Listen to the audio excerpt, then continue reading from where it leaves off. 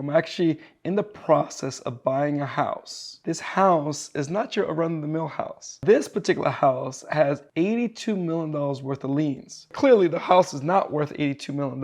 What I understood about the deal, and this is where wealth of education comes into play, and also wealth of community. Because if I didn't have the amount of knowledge that I needed in order to structure this deal, I needed to be able to lean on my community. Fortunately for me, this deal came across after not one, not two, not three, but at least 5 people tried to buy this house. And the problem was that they didn't know how to structure it. They thought it was a simple deal up until the point that it came to dealing with the $82 million worth of liens. When the seller told me about this deal, I was like, okay, let's work that out in a second. But first, what are you trying to sell it for? How much are you trying to get back out of it, and how can we structure this deal? So when I got to speaking with him, he was well versed on doing creative financing. So it was a very easy conversation to have. There was a mortgage in place, and he wanted to walk away with a couple of dollars in his pocket. How we structured the deal was that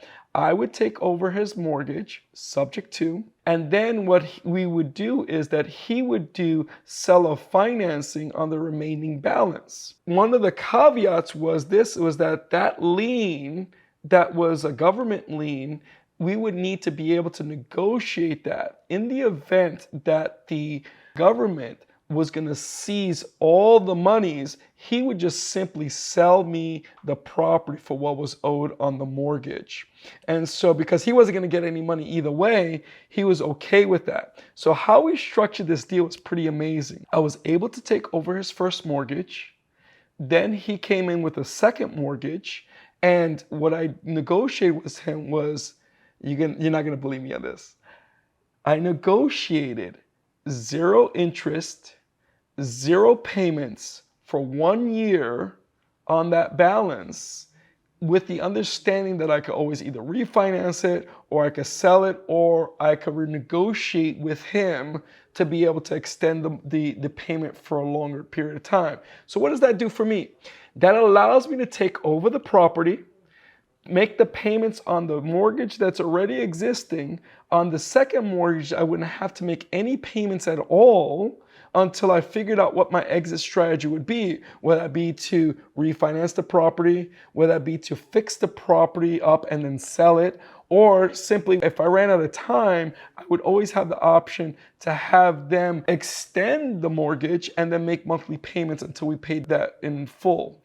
And so when you start looking at being able to be creative in your deals, the issue is understanding how to set that up. Now, one thing I didn't tell you about was the $82 million worth of liens. So what happens there? So that's just me structuring the deal. So what we did was we talked with his attorney and we figured out what the government was willing to take for this property and what they will credit him towards the $82 million worth of liens.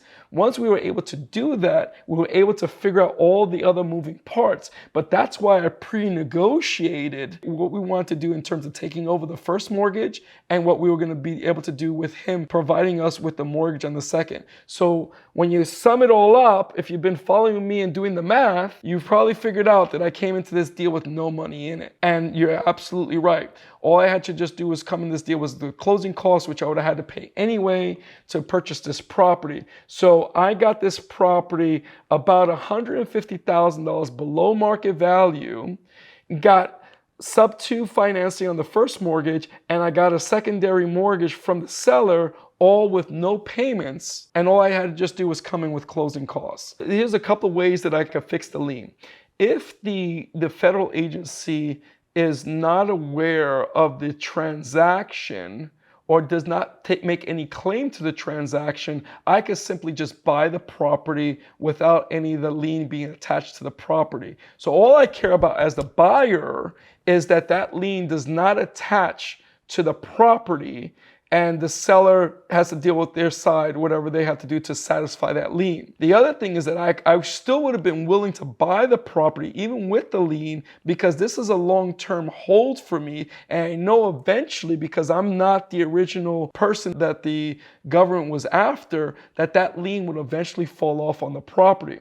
My third option would have been that if the government knew about the transaction and wanted to lay claim to any proceeds, then the seller would have to forfeit any proceeds that they'll be putting in their pocket. So that's kind of like why we structured the deal the way we did. Their proceeds would be overpayments.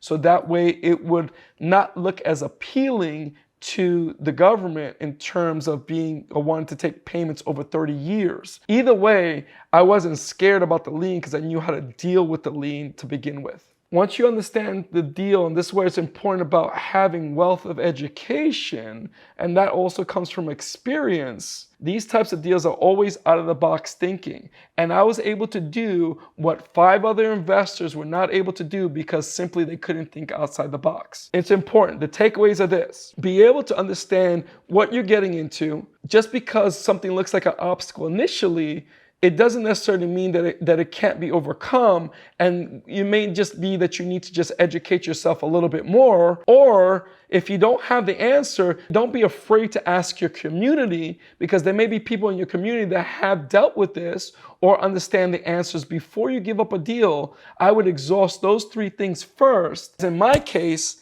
I got a win-win-win, and the seller was so excited to be able to sell his property where everybody else was telling him no, because he had this $82 million lien that was hanging over his head. If you liked what I was talking about in terms of liens and different things about how to acquire real estate and utilizing your wealth wheel on that, don't forget to comment below and subscribe. Hope to see you in the next video.